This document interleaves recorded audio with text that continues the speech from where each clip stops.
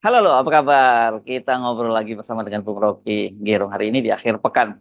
Ngobrolnya jangan terlalu serius, agak sedikit santai, tapi tetap saja topiknya topik yang cukup berat. Bung Rocky hari ini ada eh, halal bihalal PKS ya, dan ini eh, tidak ada yang Prabowo tidak datang dan juga partai-partai pemimpin koalisi 02 juga tidak ada yang hadir ya. Tapi mungkin kita omongin pidatonya Anies dulu di situ dan kehadiran Surya Paloh yang juga hadir di situ dan Nasdem tetap menyatakan bahwa Anies itu akan jadi top priority untuk jadikan gubernur DKI Jakarta. Sementara Anies ngaku mau rehat dulu. Nama-nama udah muncul dan PDIP juga sudah mencalonkan nama-nama sudah muncul. Ada Risma, ada Ahok dan sebagainya. Kemudian tapi Risma ngaku dia nggak mau maju lagi gubernur karena duitnya banyak. Apa nggak punya duit? Kata dia perlu duit banyak di situ. Kita dengar memang kemarin bahwa katanya banyak sekali kader PDIP ini udah nggak berani maju sekarang untuk ke pilkada karena katanya butuh nggak punya duit gitu Bang Rocky. Ini soalnya akhirnya soal duit apa nggak punya duit. Padahal Iya. sebetulnya ini soal ideologi itu. Hmm, Jadi kalau di tingkat elit, di tingkat pilpres kemarin idealis, sekarang jadi pragmatis dong di hmm, hmm. tingkat apa namanya pilkada kan. Kan nggak bisa begitu tuh.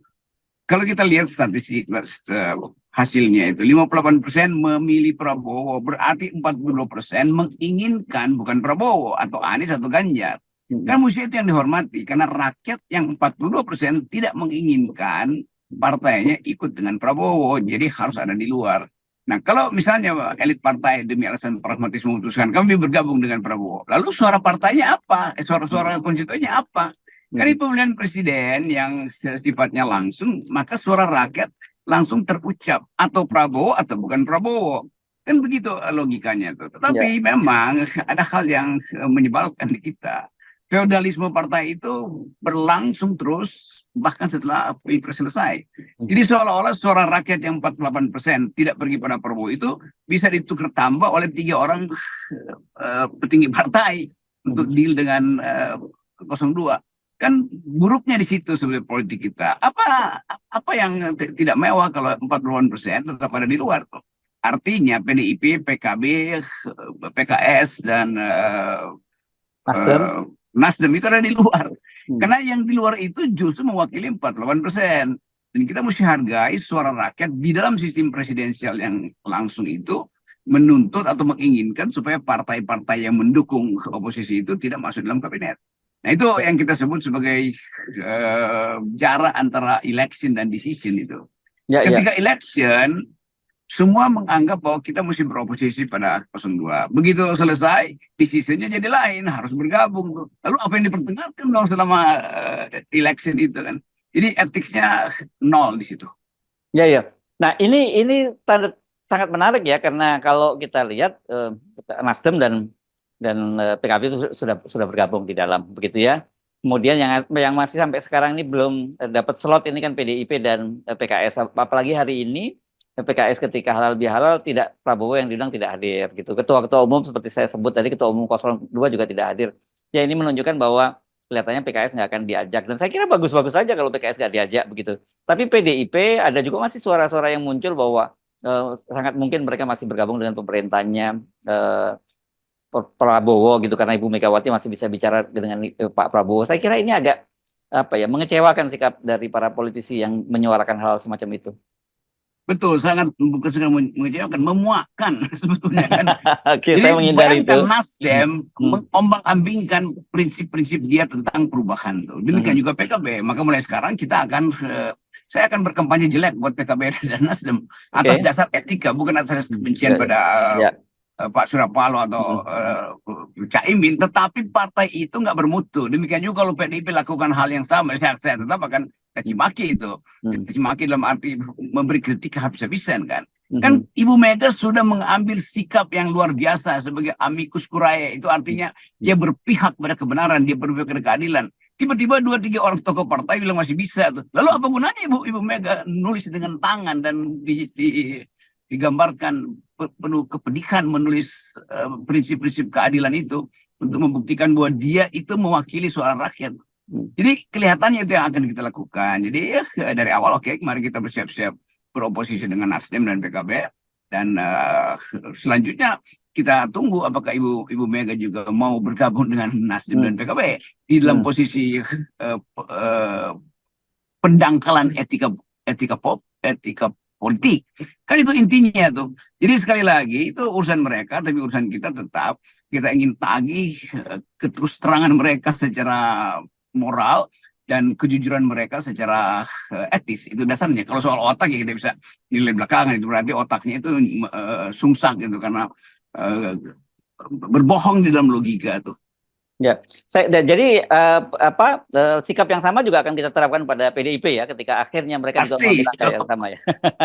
Ya, saya ingin membantu PDIP, ingin membantu Nasdem, PKB, supaya kita bikin kader yang memungkinkan Indonesia diberi nilai A+ kembali oleh pemeringkat demokrasi dunia.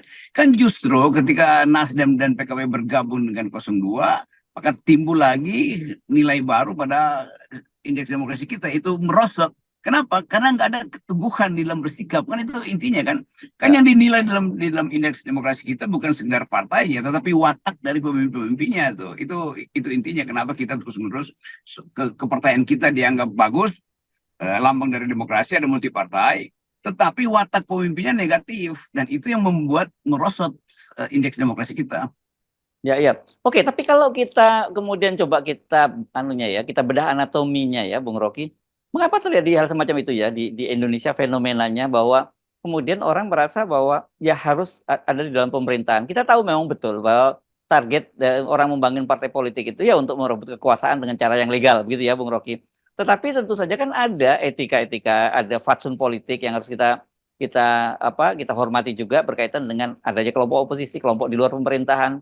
Kan kemarin juga kita bahas, jadi untuk apa pemilu kalau kemudian pada akhirnya juga mereka semua yang kalah juga merapat pada yang berkuasa. Itu artinya menipu rakyat. Rakyat menginginkan mereka di luar kekuasaan, karena itu mereka menginginkan ide perubahan tuh. Ya. Pak Prabowo udah jujur bahwa kami ingin melanjutkan. Maka yang setuju dengan Jokowi bergerombol istilah Prabowo. Sekarang yang ingin perubahan digoda-goda oleh Prabowo. Mulai belingsatan, mulai ragu terhadap prinsip awalnya kan.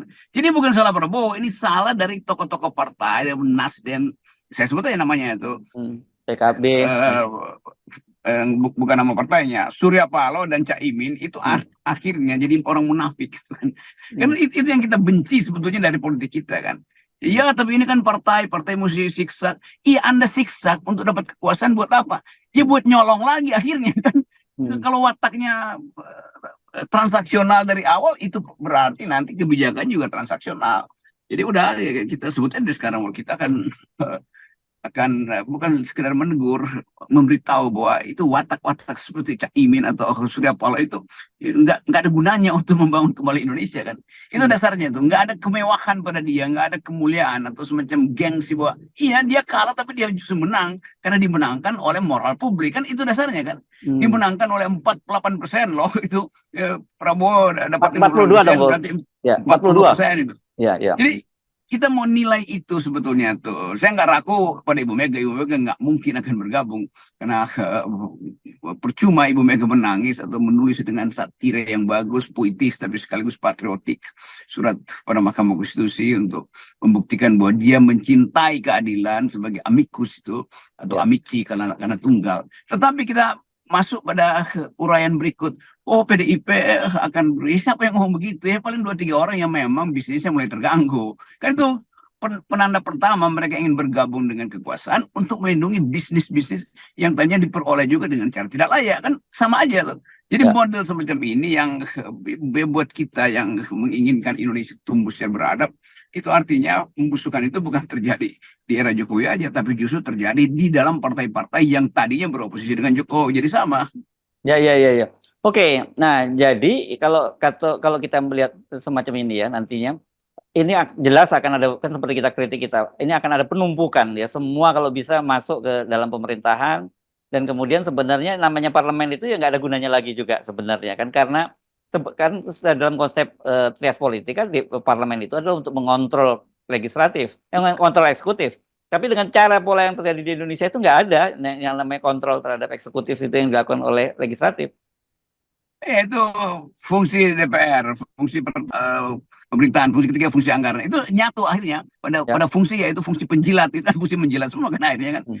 Jadi tetap kita akan tegakkan moral yang sebetulnya udah ditumbuhkan, dan anak-anak muda akhirnya kehilangan kepercayaan lagi. Kalau lihat ya ilah, pokoknya tadinya desa Anies, sekarang mendesah demi Anies gitu. Kira itu bedanya begitu kan. Mendesak-desak. Ya. Ya, ini kan partai-partai ini menang banyak nih, Bung Rocky, terutama seperti seperti Nasdem dan PKB akhirnya kan, karena mereka dengan mengusung Anies dan Muhaimin itu, ya kursinya di parlemen naik signifikan, Nasdem dan PKB ini yang naik cukup signifikan kan, dan kemudian sekarang mereka juga masuk dapat di kabinet. Itu kan kalau cara mereka berpikirnya seperti itu.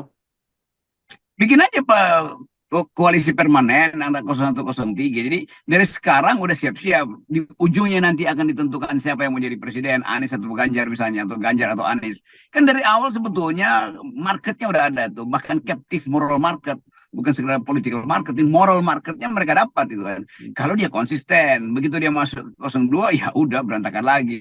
Artinya udah dia mulai lagi dari bawah, mengais-ngais suara rakyat sambil nunggu publik lupa ingatan untuk disogok kembali dengan BLT itu. Nah, Caimin tidak akan dilupakan kelakuannya kalau dia bergabung dengan 02. Demikian juga Surya Paloh tuh yang mungkin memang udah tinggal 2% mungkin kekayaannya karena habis dikuras atau dipermainkan oleh Jokowi. Tetapi dia dapat 99% moral. Mau pilih mana? Mau Hmm. pilih kapital atau pilih moral? Kan Surya Paloh nggak miskin-miskin amat itu. Iya. Tetapi dia kehilangan kekayaan moral kalau akhirnya dia bergabung. Dan tanda-tanda itu memang terlihat pada dua manusia politik ini, yaitu Surya Paloh dan Muhammad Iskandar tuh. Itu soalnya kita sebutnya dia sebagai political animal sebetulnya, bukan dalam pengertian Aristotelian, tapi dalam pengertian eh, yang diplesetkan bahwa sebetulnya ini binatang-binatang politik yang seharusnya betul dia harus jadi binatang politik dalam pengertian dia mendistribusikan keadilan. Kan konsep Aristotle political animal artinya kita semua ini binatang, tapi berbeda dengan binatang, kita manusia berpolitik. Apa itu berpolitik? Menghasilkan moral, menghasilkan keadilan. Binatang tidak. Karena itu disebut sebagai binatang yang berpolitik. Tapi seringkali terjemahan bahasa Indonesia nggak pakai yang, binatang politik doang. Ya betul, jadi binatang. Tapi saya kira ini udah final kalau kalau kalau Nasdem dan PKB, karena kemarin kan Pak Surya Paloh sudah bertemu dengan Pak Prabowo dan dia menyatakan akan mendukung pemerintahan Prabowo Gibran. Dan kemudian Caimin meskipun tadinya ketika bertemu dengan Pak Prabowo, ketika dikunjungi Pak Prabowo menyatakan bahwa dia berharap bisa bekerja sama di legislatif dan bidang-bidang lain. Tapi ketika jumpa pers dengan PKS dan ditanya oleh wartawan, dia menyatakan kan kenapa masih ditanya lagi, kan sudah cetro welo-welo kata dia. Jadi artinya ini memang sampai hari ini kita kalkulasi kita yang akan ada di luar pemerintahan itu PKS dan PDIP. Tapi kalau salah satu di antara mereka kemudian apakah PKS dan kemudian PDIP bergabung, kita sarankan semuanya aja bergabung. Jadi tidak perlu ada parlemen lagi, dan parlemennya kita bisa bubarkan, ada pengiritan anggaran kan begitu. Ya, ini saya baru dibebasin dari pengadilan tuduhan bajingan tolol itu. Kalau dia laporin sekarang, mereka laporin Rocky Gerung menghina partai, nggak bakal diterima hakim karena udah ada jurisprudensi.